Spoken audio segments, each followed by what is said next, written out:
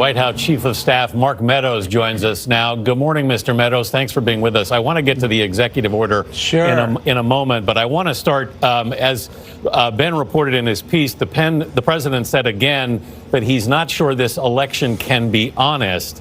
Why does the president refuse to commit to a peaceful transfer of power?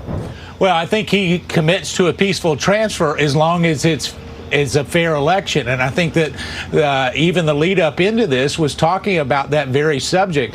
We now know that we have a Department of Justice investigation into ballots that were discarded from veterans in Pennsylvania. That's very troubling. Anyone who sends in a ballot to find them discarded. What we want to make sure is that every vote counts, but that only the vote from one voter to the ballot box is what gets counted, and nothing less, nothing more. And so that's what he's referring to. That's what we're committed to. We're seeing some very problematic rulings by judges in certain states across the country.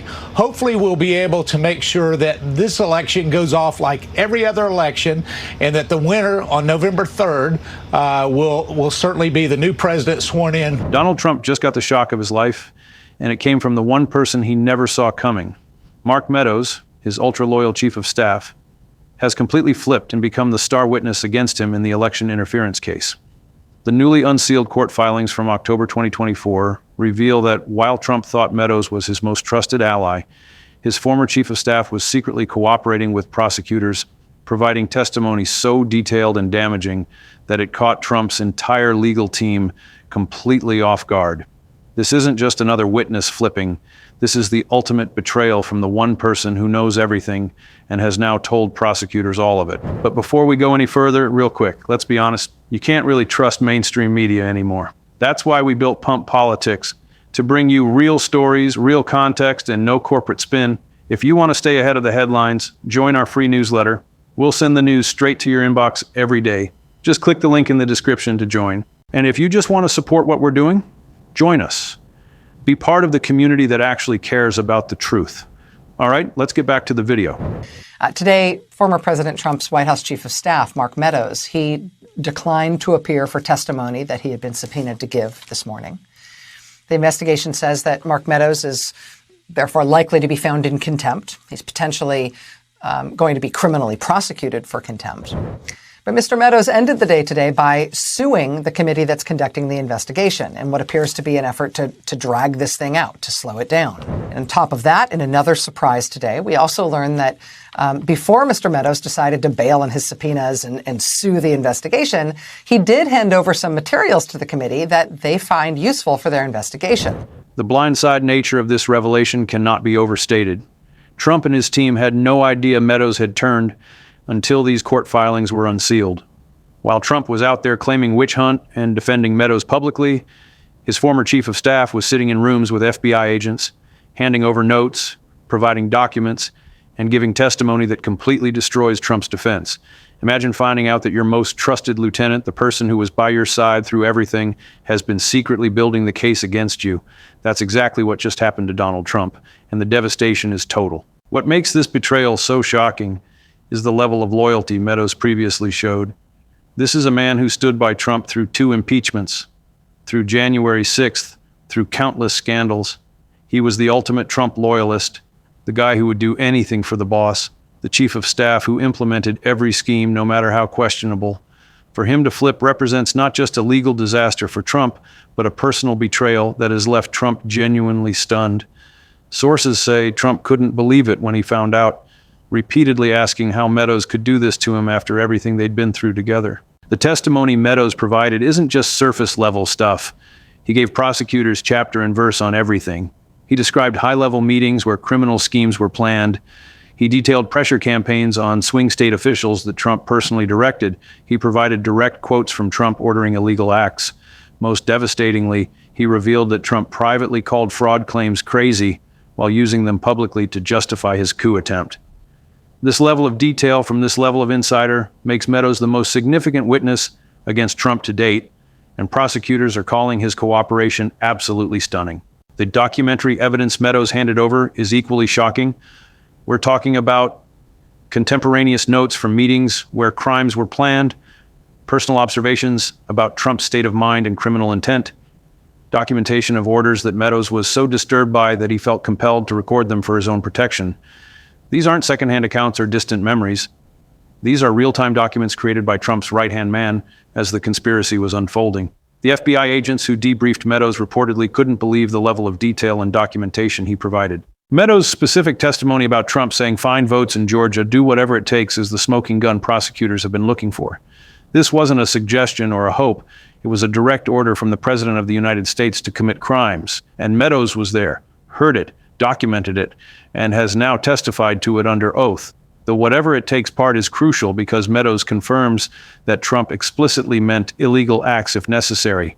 This transforms what might have been ambiguous political speech into clear evidence of criminal conspiracy. Let's dig into exactly how this betrayal unfolded and why it's so catastrophic for Trump. According to the unsealed transcripts, Meadows began cooperating with investigators months before anyone knew about it. While he was still publicly supporting Trump, while he was still showing up at Mar-a-Lago, while Trump was still treating him as a trusted advisor, Meadows was secretly meeting with prosecutors and FBI agents, walking them through every criminal act he witnessed. The level of deception required to maintain this double life while gathering evidence against Trump is extraordinary. The fake elector scheme is where Meadows' testimony becomes absolutely devastating. He didn't just confirm Trump knew about it, he testified that Trump personally approved every aspect of it despite being told repeatedly that it was illegal. Meadows described meetings where lawyers warned about criminal liability, where advisors expressed concerns about the legality, and where Trump brushed off all concerns and ordered them to proceed anyway. This isn't a case of Trump being poorly advised or not understanding the law. According to his own chief of staff, Trump knew exactly what he was doing was criminal and demanded it be done anyway. While what really shocked Trump was Meadows revealing private conversations where Trump admitted the fraud claims were baseless. The testimony includes specific instances where Trump would mock the very claims he was about to repeat on television. Meadows described Trump laughing about some of the more outlandish theories while simultaneously preparing to tweet them to millions of followers. This level of cynicism and manipulation, confirmed by his most trusted aide, completely destroys any claim that Trump genuinely believed the election was stolen. He knew he lost, he knew the fraud claims were crazy, and he pushed them anyway to justify his coup attempt. The psychological impact on Trump of this betrayal cannot be understated. Meadows wasn't just an employee or advisor. He was Trump's enforcer, his confidant, the person Trump trusted to implement his most sensitive schemes. For Meadows to not only flip, but to provide this level of detailed testimony represents a betrayal that has genuinely shaken Trump to his core. Sources close to Trump say he's been alternating between rage and disbelief, unable to process that Meadows would turn on him after everything Trump did for him, which in Trump's mind apparently includes making him chief of staff and bringing him into the inner circle of power. Meadows' notes about fearing the scheme would destroy the party if they ever came out reveal just how aware everyone in Trump's orbit was about the criminality of their actions. This wasn't normal political hardball. This was criminal conspiracy that even the participants knew could bring down one of America's two major political parties. The fact that Meadows was documenting these fears in real time shows he was already protecting himself, already building an insurance policy in case everything went south. He knew they were committing crimes, he knew they might get caught, and he prepared accordingly. The chain reaction this betrayal has set off in Trump's inner circle is remarkable. Every single person who was involved in these schemes is now wondering if they're next. If Mark Meadows, the ultimate loyalist, can flip and provide this level of cooperation, then anyone can. The panic among Trump's associates is palpable as they realize that prosecutors probably have far more evidence than anyone knew. How many others have secretly flipped? How many are cooperating right now? How many are wearing wires or providing documents? The paranoia in Trump world has reached unprecedented levels. Prosecutors are describing Meadows' cooperation as a turning point that fundamentally changes the trajectory of the case. Before Meadows flipped, they had strong evidence but lacked the insider perspective to tie it all together. Now they have someone who can authenticate every document, explain every conversation, and provide context for every piece of evidence. He's not just a witness, he's essentially a prosecutor's assistant who can walk the jury through the entire conspiracy from the inside. His testimony transforms a complex circumstantial case into a straightforward presentation of facts from someone who was there. The timing of when Meadows flipped is particularly interesting. Sources suggest he began cooperating shortly after receiving his target letter, realizing that his choice was between protecting Trump and protecting himself. The speed with which he flipped suggests he had already been considering this possibility, perhaps already gathering documents and organizing his thoughts about what he would reveal. This wasn't a spontaneous decision. This was a calculated move by someone who saw the writing on the wall and chose self-preservation over loyalty to Trump. The level of detail in Meadows' testimony goes beyond just the big-picture crimes. He's provided prosecutors with a day-by-day, sometimes hour-by-hour account of how the conspiracy unfolded. He's identified every participant, explained their roles, and detailed their criminal acts. He's provided context that transforms seemingly innocent communications into evidence of criminal conspiracy. This granular level of detail makes it impossible for other conspirators to claim ignorance or minimize their involvement. Meadows knows what everyone did, and he's told prosecutors everything. The impact of Meadows' betrayal on Trump's legal defense is absolutely catastrophic and probably irreversible. Trump's lawyers had built their entire strategy around claiming presidential immunity and arguing Trump genuinely believed the election was stolen. Meadows' testimony obliterates both defenses by confirming Trump was acting as a candidate, not president, and that he knew the fraud claims were false. There's simply no way to recover from your own chief of staff testifying against you with this level of detail and documentation. The legal team is reportedly in complete disarray, unsure how to proceed when their client's most trusted aide has become the prosecution's star witness. For Trump personally, this betrayal represents something far deeper than just legal jeopardy. It's a complete shattering of his worldview about loyalty and power. Trump has always believed that loyalty to him should be absolute, and that his power could protect those who stood by him. Meadows' flip proves both beliefs wrong. It shows that when faced with federal prison, even the most loyal soldiers will save themselves. It proves that Trump's power has limits and that he can't protect people from the consequences of crimes committed on his behalf. This psychological blow might actually be harder for Trump to process than the legal implications. The ripple effects through Trump's inner circle are already visible and growing.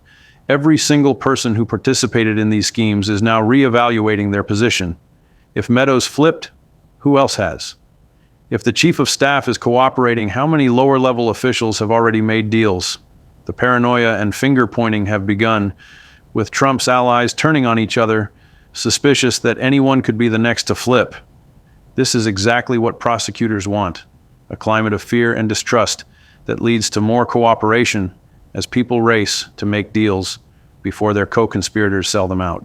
The political implications for Trump and the Republican Party are staggering. How does Trump maintain his claim of being persecuted when his own hand-picked chief of staff says he committed crimes? How does the GOP continue to support someone whose closest aide testifies he tried to overthrow democracy? How do Trump's supporters reconcile their belief in him with testimony from the ultimate insider saying it was all a criminal conspiracy based on lies? Meadows' betrayal doesn't just damage Trump legally, it undermines the entire narrative Trump and his movement have built around the 2020 election. What makes Meadows' testimony particularly powerful is his credibility as a witness. This isn't some disgruntled former employee or political opponent. This is a conservative Republican congressman who became Trump's chief of staff, who was trusted with the most sensitive information, who was in every important meeting. When he testifies that Trump committed crimes, it carries weight that testimony from other witnesses simply wouldn't have. Juries tend to believe insider witnesses, especially ones who have nothing to gain and everything to lose by cooperating. The documentation Meadows provided creates a paper trail that's impossible to refute. These aren't just his recollections or interpretations. These are contemporary notes, documents, and communications that corroborate everything he's saying. When defense attorneys try to attack his credibility or suggest he's lying to save himself, prosecutors can point to the documents that back up every claim. This combination of testimony plus documentation is what makes cases airtight, and it's exactly what prosecutors now have thanks to Meadows' cooperation. The strategic brilliance of how Meadows handled his flip is worth noting. By cooperating secretly while maintaining his public facade, he was able to continue gathering information and protecting himself without alerting Trump to the danger. This suggests a level of calculation and self-preservation that Trump clearly didn't expect from someone he considered completely loyal. It also raises questions about what additional evidence Meadows might have gathered during the period when he was secretly cooperating while still in Trump's orbit. For other potential defendants in this case, Meadows' flip changes everything. His testimony implicates dozens of people in criminal activity. Every person he names, every meeting he describes, every criminal act he details creates potential legal exposure for someone else.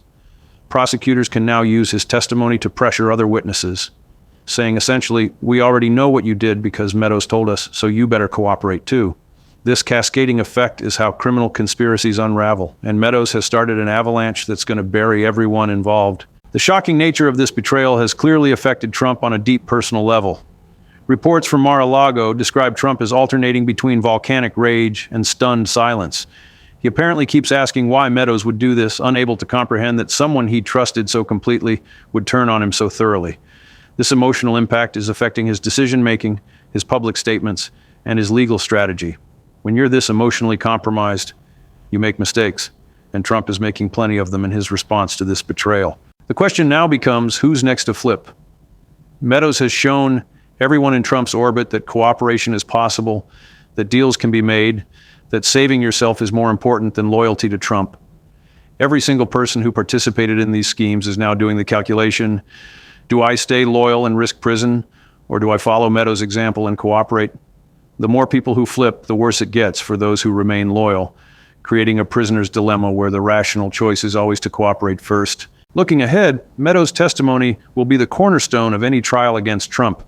Prosecutors will build their entire case around his insider knowledge, using his testimony to authenticate evidence, explain context, and prove criminal intent. The defense will have to attack Meadows' credibility, but how do you discredit someone who was handpicked by the defendant to be his most trusted advisor? How do you argue someone is lying when they have documents backing up everything they say? The answer is you can't, which is why this betrayal is so legally devastating. The historical significance of this moment cannot be overstated.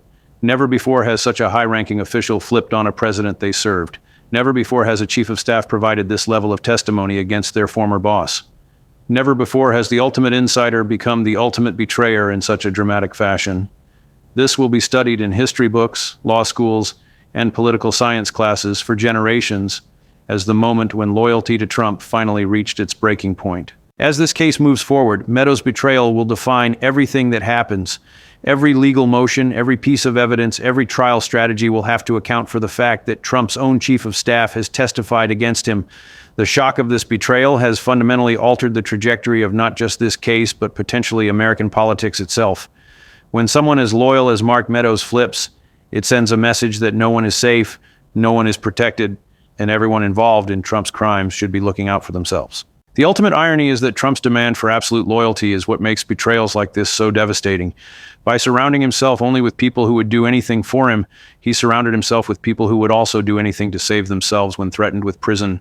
Meadows' flip is the perfect example of how Trump's transactional view of loyalty ultimately backfires. He thought he owned Meadows' loyalty, but when push came to shove, Meadows chose his own freedom over Trump's, and now Trump is facing the consequences of trusting someone whose loyalty was always conditional. This betrayal marks the beginning of the end for Trump's legal defense and possibly his political career. When your most trusted aide becomes your worst enemy, when your chief of staff becomes the prosecution's star witness, when your inner circle becomes a circular firing squad, there's no recovery.